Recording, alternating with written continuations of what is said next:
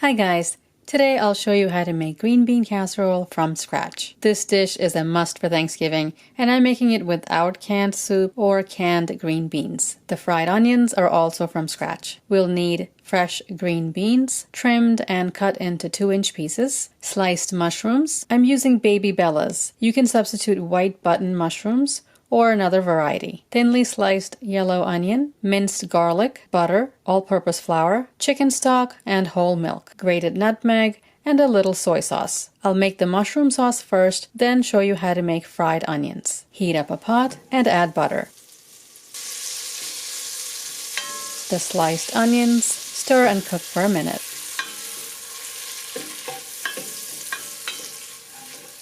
Then the sliced mushrooms. Sauté everything until soft.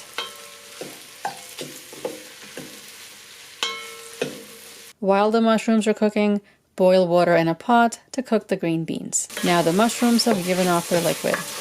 Add the minced garlic, stir and cook for 2 minutes. To thicken the sauce, all-purpose flour. Stir for a minute until the raw flavor of the flour goes away.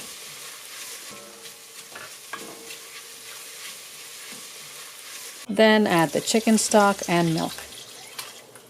Mix that well.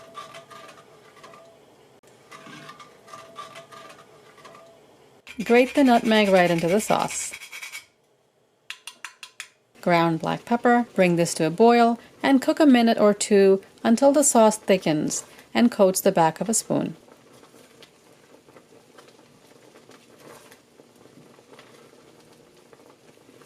Set the sauce aside. The water has come to a boil. Now add salt and the green beans. Cook for 7 to 8 minutes until the beans are soft and tender, but not mushy. The beans are not supposed to be crunchy. They need to be fully cooked for this dish. After 5 minutes, they're bright green.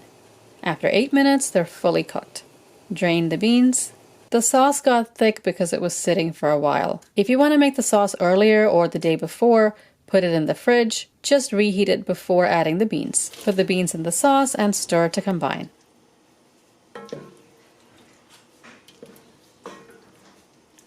This looks like the canned version, but it's from scratch, so it's even better.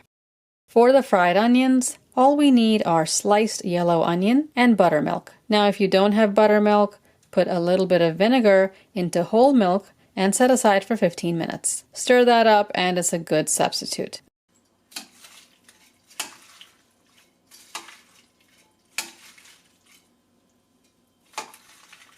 I used tongs to mix the onions, then gave up and used my hands. Just get in there with your hands and really mix the buttermilk and onions.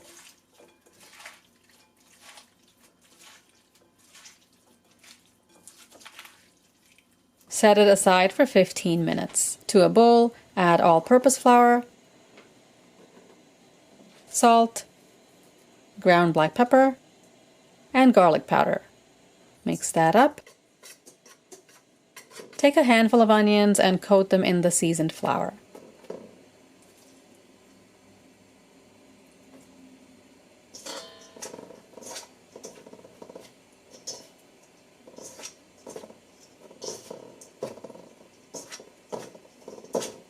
Put them in another bowl. You only want to coat what you can fit in the frying pan. Don't coat all the onions at once. Do it in batches.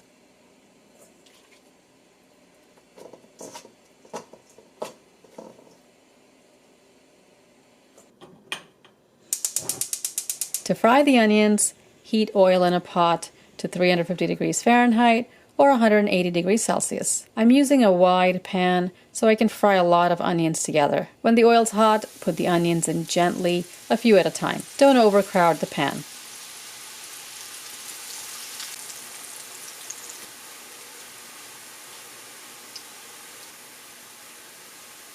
Fry for just a few minutes until golden, not golden brown.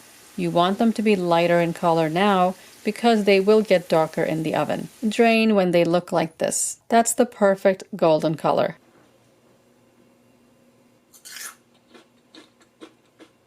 These are the store-bought fried onions and they are really good. So if you don't want to fry your own onions, you don't have to. However, this one small bowl of fried onions from the store 6 ounces is $3. And you'll need more than 1 can, so $6 for fried onions is expensive. Making your own is definitely cheaper, and you'll have plenty of extra to top your burgers or just snacking.